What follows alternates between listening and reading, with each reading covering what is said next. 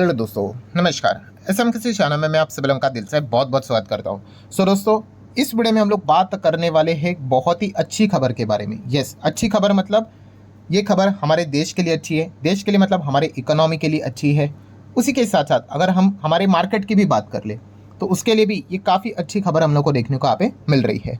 कौन सी खबर की यहाँ पे मैं बात कर रहा हूँ एंड कल के दिन की अगर बात कर ले, टुमारो की बात कर ले, तो इस खबर को लेकर मार्केट में कोई रिएक्शन रहेगा कि नहीं, ये देखना भी एक काफ़ी इंटरेस्टिंग पार्ट यहाँ पे रहने वाला है। बिकॉज फ्राइडे के दिन हमारा मार्केट बंद हो जाता है, उसके बाद सैटरडे संडे छुट्टी रहती है, तो मतलब बाजार क्लोज रहता है। फिर कोई भी अगर अच्छी बुरी खबर आ जाए तो आपको बताए कि मंडे के दिन जब मार्केट खुलता है तो उसमें वो प्लस माइनस एडजस्टमेंट हम लोग को होते हुए देखने को मिल जाते हैं। इस वीडियो में हम लोग उसी अच्छी खबर को कवर करने की कोशिश यहाँ पे करेंगे।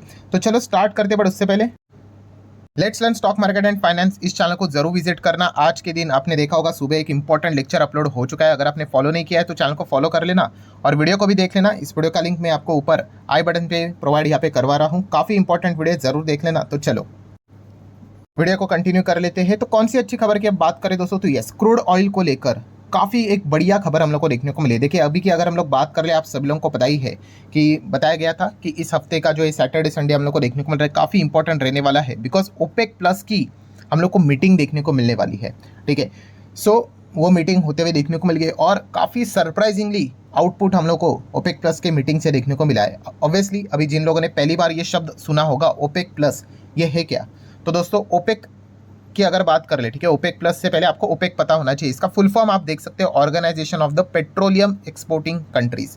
ठीक है, ये इनका फ्लैग भी हम लोग को देखने को यहाँ पे मिल जाता है। ओपेक की अगर हम लोग बात कर ले, ये देखिए ये आपको ओपेक कंट्रीज देखने को मिलेंगी, ये मेंबर्स हैं उनके।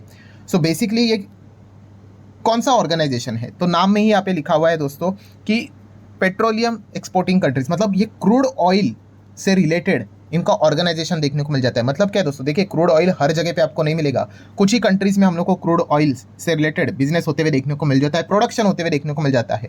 ठीक है, छोटा मोटा हमारे देश में भी हो जाता है, बट बड़े लेवल पे क्रूड का जो प्रोडक्शन होता है ये इन कंट्रीज में हम लोग को होते हुए देखने को मिल जाता है।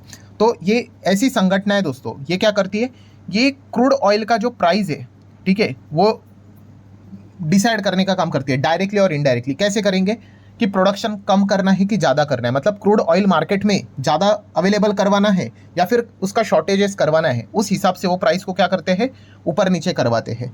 ये ओपेक का काम हम लोग को देखने को मिल जाता है।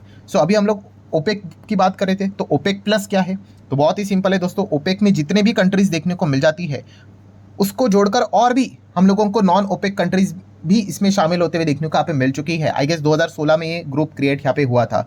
ओपेक प्लस में हम लोग को और कौन सी कंट्रीज देखने को मिल जाती है, और आई गेस 10 कंट्रीज है। ये देखो 1 2 3 4 5 6 7 8 9 और ये 10। ठीक है, इसमें बड़ा कंट्री हम लोग को रशिया देखने को मिल जाता है।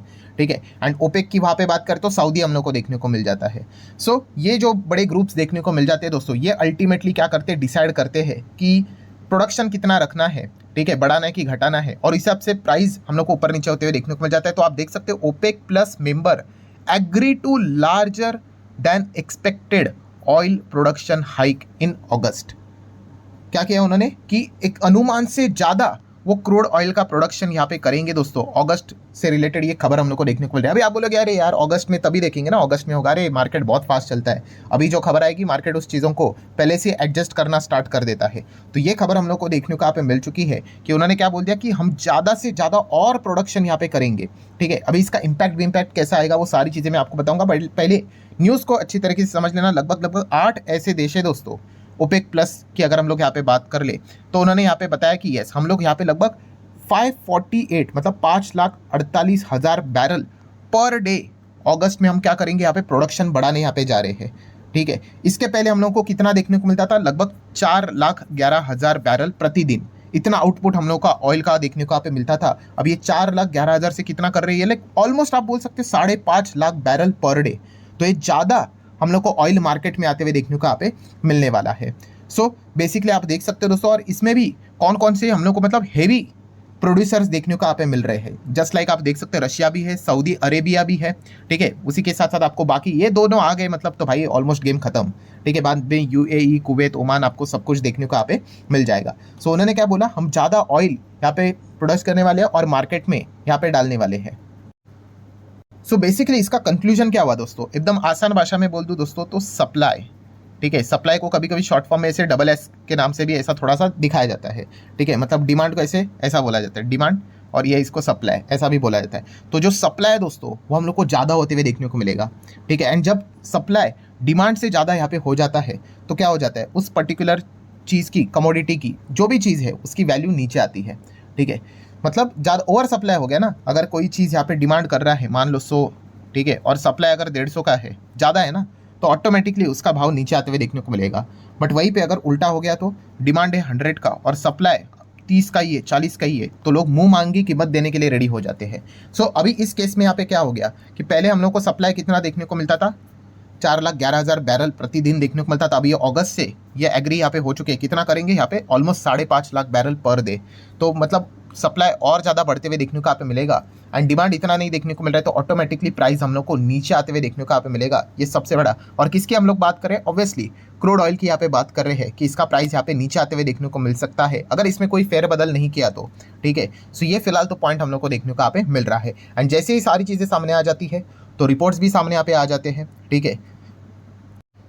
तो यहाँ पे दो पॉपुलर रिपोर्ट्स देखने को मिल रहे हैं। पहले तो अगर हम लोग बात कर ले S&P ग्लोबल, ठीक है, इन्होंने क्रूड ऑयल से रिलेटेड रिपोर्ट यहाँ पे सामने रख दी। जैसे ये डेटा सामने निकल कर आया तो S&P ग्लोबल का क्या कहना है कि crude oil price can fall below $60 प्रति बैरल भी जा सकता है 2025 के अंत में, ठीक है। मतलब और 6 महीने की अगर हम लोग बात कर ले, ठीक है, अगर इसी प्रकार से ज़्यादा ओवर सप्लाई क्रूड ऑयल अगर मार्केट में हुआ तो 60 के भी नीचे जा सकता है। अभी का दाम कितना चल रहा है, नियर बाय 68 चल रहा है, ठीक है। बीच में हम लोगों ने देखा था एकदम 75-78 तक चला गया था। वही वो जो अटैक बिटैक हुआ था मिडल ईस्ट की अगर हम लोग बात कर ले, उसके बाद जैसे ही सीज फायर हुआ एकदम से धपक करके वो गिर गया, फिर वही सेम रेंज में यहाँ पे आ ही गया, 60 के आसपास 70 के आसपास चलता है वैसे। सो S&P ग्लोबल का ये मानना है कि ये 60 के भी नीचे यहाँ पे जा सकता है, सिचुएशन ऐसा ही रहा था। और इसके पीछे का भी रीज़न उन्होंने ऐसा ही यहाँ पे बताया दोस्तों कि जो अभी उन्होंने जो डिसीजन लिया है उस हिसाब से मतलब वीक ग्लोबल डिमांड देखने को मिल रहा है, ठीक है। और वीक ग्लोबल डिमांड में ये क्या कर रहे हैं, अपना सप्लाई यहाँ पे बढ़ाते हुए देखने को मिल रहे हैं,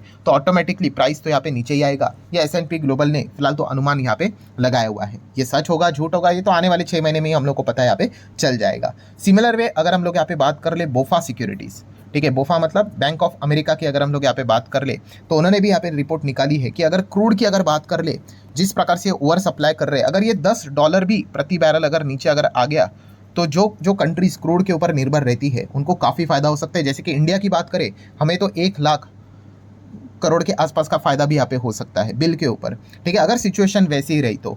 सो मतलब कंक्लूजन क्या है दोस्तों कि जैसे कि मैंने हमेशा आपको सिखाया है कि क्रूड ये सबसे बड़ा कंपोनेंट है भाई इंडिया के लिए, ठीक है, क्योंकि आप सभी लोगों को पता ही है कि क्रूड के अगर हम 100 बैरल अगर डेली रिक्वायरमेंट रहती है उसमें से 80 बैरल हम क्या करते भाई, इंपोर्ट करवाते, बाहर से इंडिया में आते हैं 80%, ठीक है। इतना बड़े हम लोग क्रूड के इंपोर्टर है एंड इसके लिए क्या करना पड़ता है, फुकट में थोड़ी है भाई, पैसे यहाँ पे देने पड़ते हैं।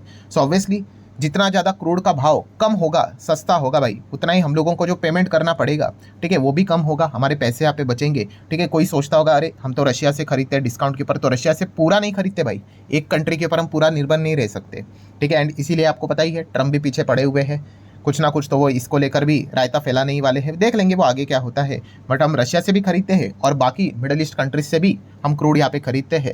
सो जितना ज़्यादा ओवर सप्लाई उतना ज़्यादा हम कह सकते हैं क्रूड का भाव नीचे आने के चांसेस काफ़ी ज़्यादा देखने को यहाँ पे मिल जाते हैं। हाँ, इस चीज़ के चलते अगर आप ये सोचोगे सर क्या पेट्रोल डीजल के भाव नीचे आएंगे, भाई वो तो सरकार के हाथ में है, ठीक है, सरकार डिसाइड करेगी तब। एंड पेट्रोल डीजल में तो आपको पता ही है स्टेट गवर्नमेंट, सेंट्रल गवर्नमेंट, ये सब कुछ आ जाते हैं, तो एकदम ईजिली पेट्रोल के दाम को मतलब नीचे करना इतना ईजी नहीं होता है, ठीक है, जितना हम लोग यहाँ पे सोचते हैं, ठीक है। अगर करेंगे नहीं करेंगे वो सरकार के हाथ देखने को मिल जाता है। बट येस, इस चीज़ के चलते दोस्तों एक सबसे बड़ा जो टेंशन था वो टेंशन हम लोग को हटते हुए देखने को मिल सकता है अगर क्रूड नीचे आया तो। और वो टेंशन किसका है, आरबीआई का। येस, आरबीआई ने रिसेंटली आप सभी लोगों को पता ही है लगातार रेट कट किए थे, रेट्स नीचे भी आए थे, ठीक है। एंड जिस प्रकार से मिडल ईस्ट में डिस्टर्बेंस देखने को मिला था और क्रूड एकदम रॉकेट की तरह ऊपर भागा था, तो आरबीआई को भी टेंशन आया था भाई हम रेट कट करके यहाँ पे बैठे हुए हैं, कहीं रिवर्सल करने की नौबत ना आ जाए इन्फ्लेशन बढ़ने के चलते। बट चलिए thanks to God cease fire वहाँ पे हो गया, चीज़ें यहाँ पे रुक गई एंड फिलहाल अभी क्रूड का भी जो फैसला यहाँ पे ओपेक प्लस ने यहाँ पे लिया है, इस चीज़ के चलते एक्सपेक्ट यही किया जा रहा है कि दाम नीचे आ सकता है। एंड अगर ये दाम अगर नीचे अगर आएगा तो बहुत सारे कंट्रीज़ के हिसाब से बहुत सारे कंपनीज़ को भी इसका डायरेक्टली इनडायरेक्टली बेनिफिट मिलता है। और इंटरेस्ट रेट कट से रिलेटेड जो चीज़ें यहाँ पे चल रही है वो भी वैसे इंटैक्ट रह सकती है, या फिर आरबीआई और भी फैसला कर सकती है भाई कि क्रूड को यहाँ पे क्या किया जाए, मतलब क्रूड के हिसाब से जो नीचे यहाँ पे आ रहा है और भी ज़्यादा रेट कट यहाँ पे किया जाए, ये भी फैसला आरबीआई यहाँ पे ले सकती है। सो बेसिकली हम यहाँ पे कह सकते हैं दोस्तों, ये जो खबर हम लोग को देखने को मिल गई ओपेक प्लस की, कि मतलब किसी ने एक्सपेक्ट नहीं किया था भाई कि ये इतना ज़्यादा सप्लाई यहाँ पे करेंगे 5.5 लाख बैरल प्रतिदिन के हिसाब से। तो ये काफ़ी अच्छी बात है। अभी इस चीज़ के चलते क्रूड का प्राइस क्या नीचे आएगा या नहीं आएगा, ये देखना एक इंटरेस्टिंग फैक्टर यहाँ पे होने वाला है। तो इसके ऊपर हम लोगों ने फोकस रखना है। हाँ, नो डाउट एक अनसर्टेनिटी तो हमेशा रहेगी, कौन सी, कि ट्रम्प के टैरिफ वाली खबर कब आएगी नहीं आएगी वो किसी को पता नहीं है। वो खबर कभी भी मार्केट में मतलब आपको पता है ये बवाल मचा यहाँ पे सकती है, ठीक है। तो उसके ऊपर भी ध्यान रखना है, ठीक है। बट ये एक अच्छी खबर हम लोग को जरूर देखने को मिली। अगर यहाँ पे ओपेक प्लस ने उल्टा फुल्टा कोई तो डिसीजन लिया होता कि नहीं भाई हम तो और ज़्यादा प्रोडक्शन कम करेंगे, 4,11,000 चल रहा था ना, मान लो उससे अगर वो कम करेंगे तो काफ़ी दिक्कत यहाँ पे हो सकती थी। तो चलो एक अच्छा पॉइंट तो हम लोग को देखने को यहाँ पे मिल रहा है, ठीक है। तो इसको भी आप नोट करके आगे बढ़ सकते हो। तो आशा करता हूँ वीडियो हेल्पफुल लगा होगा, चाहो तो लाइक एंड शेयर कर देना। मिलते हैं